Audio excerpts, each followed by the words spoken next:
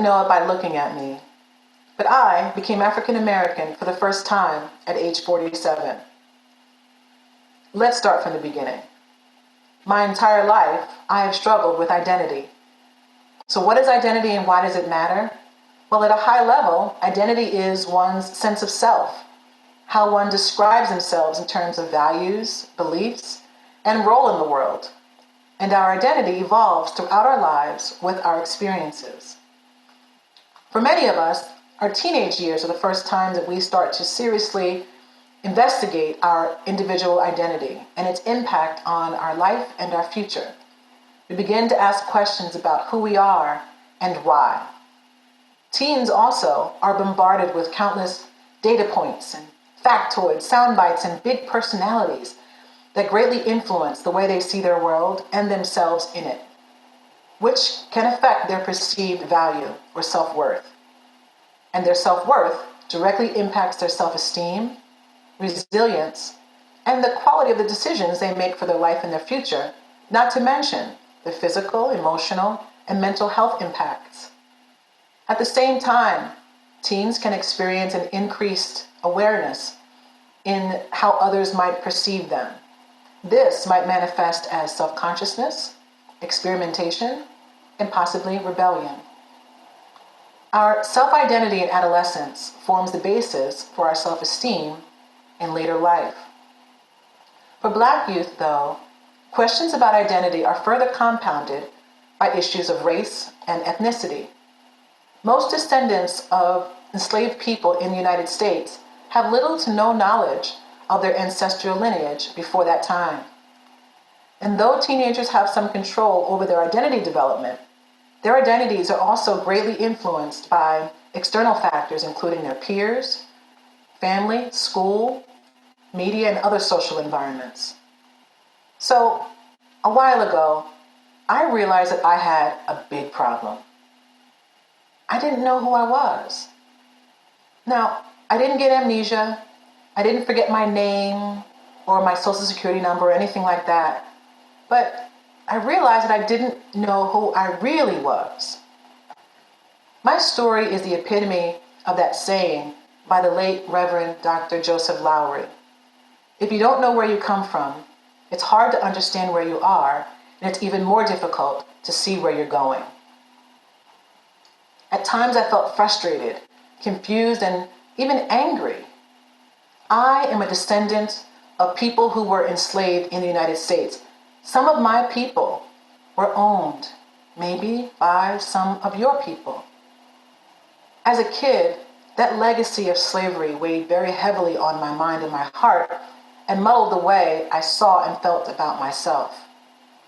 Without a different narrative to focus on, I began to accept the one I was being taught in school. That my history, the history of African Americans, wasn't relevant until the transatlantic slave trade. And we know that's just not true. I discovered within myself a bone-deep longing to connect with my true history. So here's what I did know. I was born at home on a vegetable farm in central New Jersey. We lived in a close-knit community of African American families, most of them related to us, that had migrated from the South to escape slavery and Jim Crow. And despite being fairly insulated in our little community, we were in no way immune from the realities of racism. I remember waking up one night to my family crying or screaming. I could feel the terror that I saw in my mother's face. I looked outside and there was a cross burning in our front yard. You might think that my family would have then been intentional in talking about race, given the collective trauma we endured with that cross burning in our yard. But we didn't openly or proudly talk about race or being Black.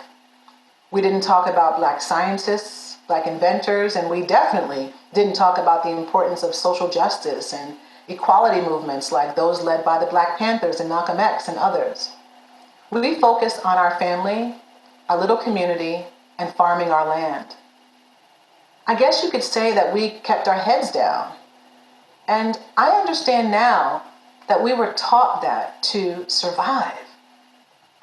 Stay in your place. Don't look whites in the eye. Shrink. You see, it was barely safe to be black, much less black and proud. It was safest to pretend to be colorblind. Fear had penetrated, by design, our existence and was actively shaping my identity. Throughout my youth and adulthood, I struggled with this juxtaposition between African American and American at the same time. I remember thinking, how can I be African if I don't know anybody from Africa and I don't know anything about Africa? Sadly, I must admit, I was one of those people that referred to Africa as a country until almost middle school. I remember also asking, how am I American? My experiences had taught me that Americans were white and they didn't seem to need nor want me or anyone that looked like me. My inner conflict was like the two-ness that W.E.B. Du Bois talks about in his book, The Souls of Black Folks. So I began to ask questions about my family's heritage and lineage, and here's what I learned. My own grandfather, Needham, a free man, had narrowly escaped slavers in Alabama. My great-grandfather, Dallas, also a free man, lost his eyesight after being beaten in a racist attack. In New Jersey, our family had joined others on land that was purchased by our distant relative, Catherine Conover, in the late 1830s.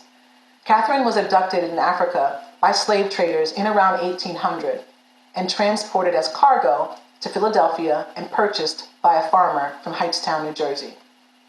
Upon his death, she gained her freedom and $1,400 that she used to buy the land that we all lived on. Our quarter-mile hamlet in Woodsville, New Jersey, had been settled by free blacks and fugitive slaves. Local whites referred to our little community as Little Africa, a name, by the way, that we rejected, as if calling us Africans was somehow an insult. When I reflect on the perseverance of my ancestors, I am in awe. The suffering they endured so that I could be here with you right now. And Catherine Conover, what a fearless woman she must have been to endure the grueling agony of the Middle Passage, chattel slavery, and still manage to leave a legacy that would benefit her family for generations to come, to this day, over 190 years later. I think about my mother, Evelyn. I think about her mother, Annie Lee, and her mother, Annie Mae, and her mother's mother's mother, and her mother's mother, all the way back to Africa. What was she like? I think of her. Now, not talking about race as a family left me grossly unprepared to understand and cope with racism when I finally experienced it on my own. I remember the moment clearly. It was in first grade at Clarksburg Elementary School. It was as if all at once I suddenly became aware of how differently my teachers and fellow students, who were all white, treated me versus how they seemed to treat each other. I remember feeling sad and confused and lonely. I remember dancing in front of a group of girls trying to gain their acceptance by entertaining them. As an adult, I look back with clarity and can see that this is where my identity conflict began at the age of 7. Feeling insecure and uncertain about the meaning and value of my black skin. Now, as I reflect on these moments, I wonder, what if I knew about the fearless Catherine Conover as a child? What if somehow I could have summoned the strength of my ancestors who were farmers like we were, who had survived being kidnapped from their farms, tortured, enslaved, separated from their families, their lives, and their language? How might that have helped me? What if I could have asked myself, what would they do right now? What if I could have just thought of them?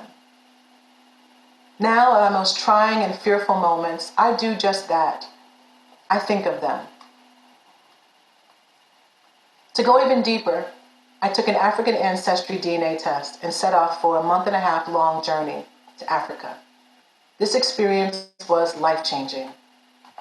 I spent 6 weeks connecting with the hearts of people who inspired me and nature that took my breath away in Kenya and Ghana. I felt loved by my brothers and sisters. In Ghana, I walked the ground where my ancestors had walked. I stood where they had stood. I washed in the river they had washed in. I cried where they had undoubtedly cried. Feeling their pain and sorrow, as well as their determination and resilience, I think of them. While in Ghana, I received my DNA results. Turns out, my maternal lineage, dating back to 500 to 2,000 years ago, was a 100% match to the Mende in Sierra Leone. You see, America's voracious demand for Black bodies to build this great nation led to the capture and sale of many Mende people into slavery. Among the most well-known were those kidnapped and taken aboard the Spanish ship, the Amistad, in January 1839. Portuguese slavers stole 53 Mende people to be sold as Cuban slaves in Havana, Cuba. This was about 30 years after the transatlantic slave trade had technically ended, meaning it was illegal to trade people internationally, but it was still okay to enslave and trade and sell people born locally. The slavers claimed that the Mende were Cuban, and they were sold to a Cuban sugar plantation owner. 3 days into the journey from Havana to their owner's plantation, a 25-year-old Mende man named Singbe freed himself by picking the locks of his shackles with a nail he found in the ship's boards. He freed the other Africans and led a bloody revolt, demanding to be returned to Africa. Their efforts were frustrated, though, by the ship's remaining crew, who tricked them by night and navigated up the eastern shore of the United States, ending up in Long Island, where the ship was intercepted and the Mende jailed, charged with murder and mutiny. Their case, although won in the district court, still was pushed to the Supreme Court. There, represented by former President John Quincy Adams, the Mende won their freedom. And with the help of local abolitionists, it took about 2 years before the Mende could return home to Sierra Leone, where they found their families gone and their villages destroyed. I am a direct descendant of Singbe, and I think of him and I feel fearless. You see, all this new information has transformed how I see myself and my future, and it continues to increase my resilience. The way I see it, if my female ancestor did all she did to survive and pass her DNA along to me, what can't I do? I have never been faced with anything as horrific as slavery. And if she survived that, what can't I survive? What on earth can't I overcome? Even in the moments where she must have been frightened and terrified, she persevered. I am living proof that she never gave up. I think of her and I feel fearless. You see, my two-ness had been reconciled, and I became African American for the first time at age 47. You know, I thought long and hard about how different my youth would have been or could have been if I was able to address my identity challenges as a teen. I wondered what impact this experience might have on other African American youth, particularly those who grew up like me in an underserved community or underrepresented and at risk. What if they too could think of them? This is what led me to create the African Link Initiative, or ALI. You see, African American youth need to connect with their ancestral heritage because it enables us to understand our present and envision our future. ALI is an evidence-based identity development program designed to transform the way youth of African descent see the world and their possibilities by first transforming how they see themselves.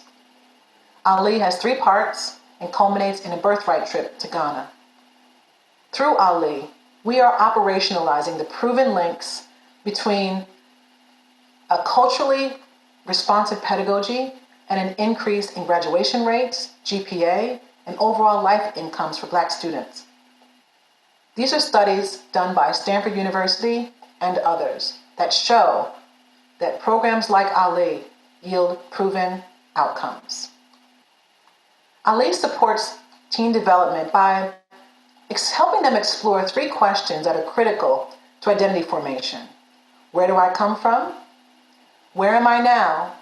And where can I go or grow from here?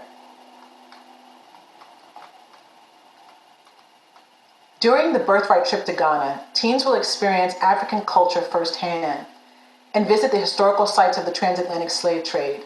This homecoming experience will provide authentic, direct experiences to help heal the divide between African Americans and Africans, thus helping African American youth heal the divide within themselves. Next January, I'm launching this pilot program, and I am so grateful. My hope for these teens is that they too will be able to think of and call on the strength of their ancestors to show up in this world fully and fearlessly. So, who am I today? I am African. I am American. I am unapologetically Black, and I am proud as a mother, a grandmother, a daughter and a sister, a community organizer, a friend, a corporate learning and development expert. I'm a lead consultant at my firm, Eunoia Global, and I specialize in helping individuals and organizations get from where they are now to where they want to be. And I'm also a wife. I celebrated my 1-month anniversary the day before Thanksgiving. And as I continue to learn about my lineage, my bloodline, my past, the more equipped I feel to navigate my world as it is today and to choose my path forward. Do you know who you are? Thank you.